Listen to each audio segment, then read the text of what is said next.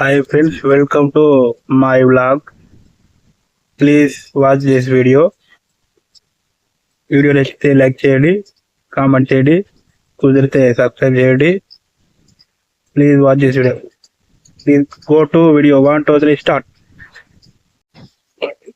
నమస్కారం ఫ్రెండ్స్, ఈ రోజు వీడియోలో వచ్చి టాపిక్ ఏంటంటే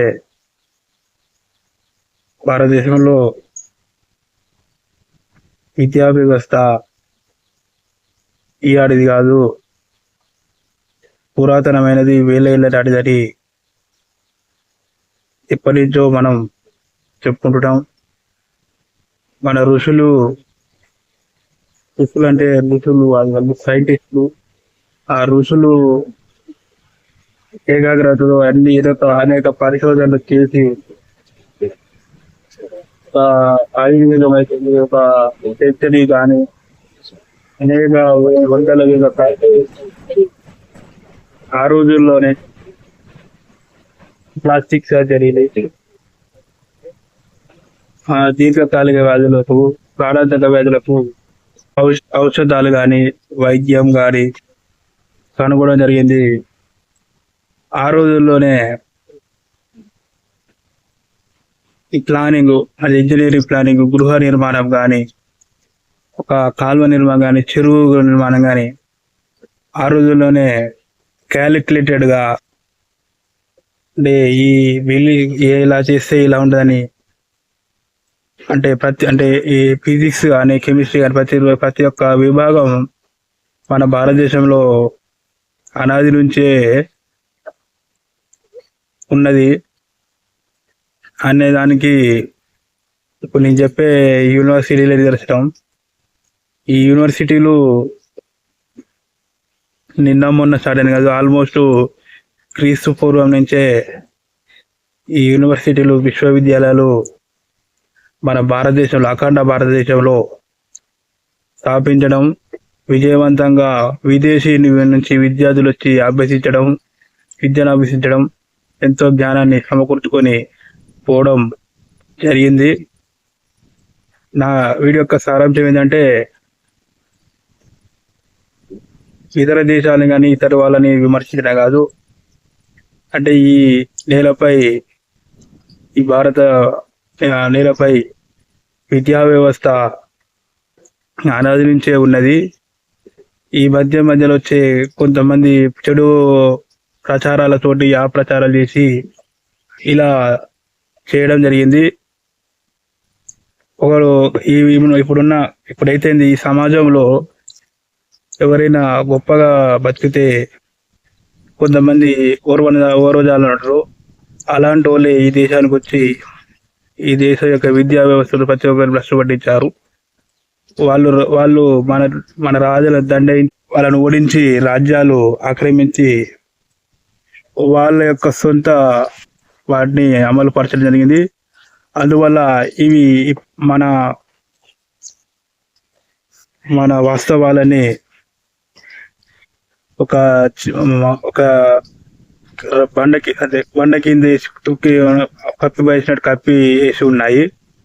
అయితే నేను చెప్పేది అంటే, ఈ భారతీయ విద్యా వ్యవస్థ అనాది నుంచే, అంటే ఇంజనీరింగ్ కానీ, బయాలజీ కానీ, ఫిజిక్స్ కానీ ప్రతి ఒక్కటి వాళ్ళు డెవలప్ చేశారు. ప్రతి ఒక్క ఇప్పుడు వాడుతున్న చాలా సూత్రాలు వాళ్ళ ఆనాడే కనిపెట్టారు. ఇప్పుడున్న సూత్రాలు అయితేంది, సూర్యుని యొక్క దూరం అయితేంది, సూర్యుని కేంద్రంగా భూమి తిరగడం అయితేంది, ఇవన్నీ వాళ్ళు ప్రూఫ్తో సహా వాళ్ళు కనుగొనడం జరిగింది. ఈ రాను తరాల్లో అది అవాస్తవాన్ని చేసి తిరిగి అదే ప్రయోగాలు చేసి అదే వాస్తవాన్ని తేల్చి చెప్పడం జరిగింది. సూర్యుని యొక్క దూరాన్ని ఆ రోజే చెప్పడం జరిగింది. ఇప్పుడు కొన్ని విశ్వవిద్యాలయాల గురించి మనం తెలుసుకుందాం. అవి వచ్చేసి నలంద విశ్వవిద్యాలయం, తక్షశిల, ఇలా అనేక యూనివర్సిటీలు దేశవ్యాప్తంగా ఉన్నాయి. వాటి గురించి ఈ వీడియోలో తెలుసుకుందాం ఫ్రెండ్స్. వీడియో కంటిన్యూ చూడండి. ఇందులో ఈ యూనివర్సిటీల గురించి సమాచారం చెప్పడం జరుగుతుంది. చూడండి ఫ్రెండ్స్, ఈ వీడియోలో చూడండి, ఈ స్క్రీన్ రికార్డులో చూడండి. ఆ రోజుల్లోనే అంటే 1500 సంవత్సరాలు ఆల్మోస్ట్ క్రీస్తు పూర్వం నుంచే ఈ యూనివర్సిటీలు ప్రపంచ నలుమూలలో ఉన్న విద్యార్థులకు విజ్ఞానాన్ని అందించడం జరిగింది. ఇక ఈ స్క్రీన్ షాట్లో చూడండి, మనం ఎప్పటి నుంచో అనుకుంటున్నాం నలంద యూనివర్సిటీ అనేది చాలా పెద్దది, ప్రపంచంలో అతిపెద్ద యూనివర్సిటీ, ఆనాటిలోనే అంత పెద్ద యూనివర్సిటీ ప్రపంచంలోనే లేదని మనకు తెలిసిందే. ఆ రోజుల్లోనే వందల వేల ఏళ్ళ ఆ టైంలో ఈ యూనివర్సిటీలో 10,000 మంది విద్యార్థులు, 2,000 మంది లెక్చరర్స్ సేవలు అందించడం జరిగింది. అంటే 10,000 మంది విద్యార్థులు అంటే అది ఆ యూనివర్సిటీ ఎంత పెద్దదో మనం ఆ రోజుల్లో 1500 సంవత్సరాలు 1600 సంవత్సరాల కిందనే అంతమంది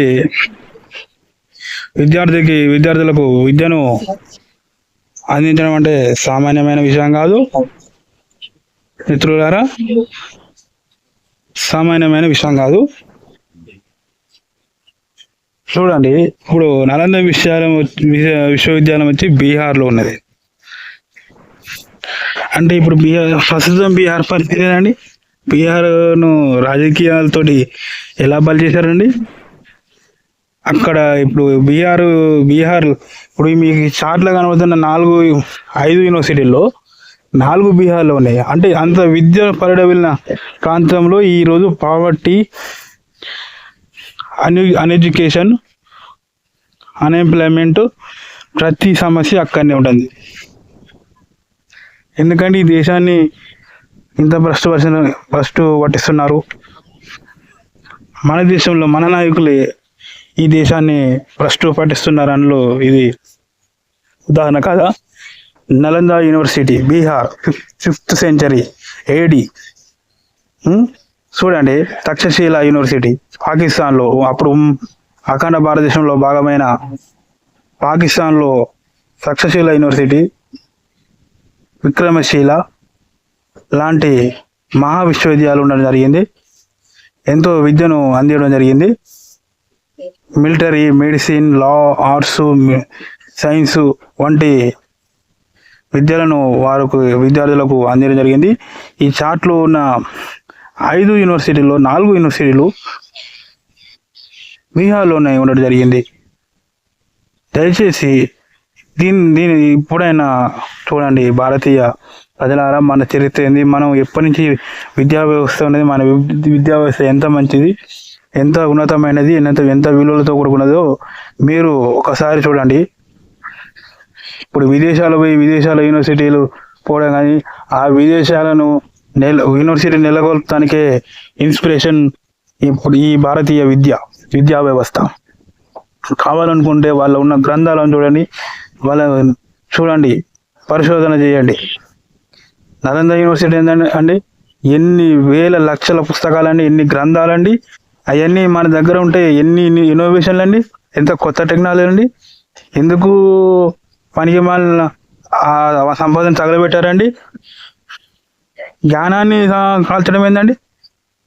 జ్ఞానాన్ని తీసుకొని చదివి అందులో ఏముందో తెలుసుకునేదానికి వీడు కనిపెట్టాడు అనే చెడు ఉద్దేశంతో అలా చేయడం ఎందుకండి?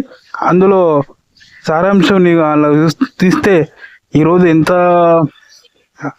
వ్యవస్థ ఉండేది, ఎంత విజ్ఞానం ఉండేది భారతదేశంలో. దాన్ని కాల్సి ప్రజలు ఏం చేశారండి? ఇట్లా ఈ రాజకీయాలు. జై భారత్, జై హింద్.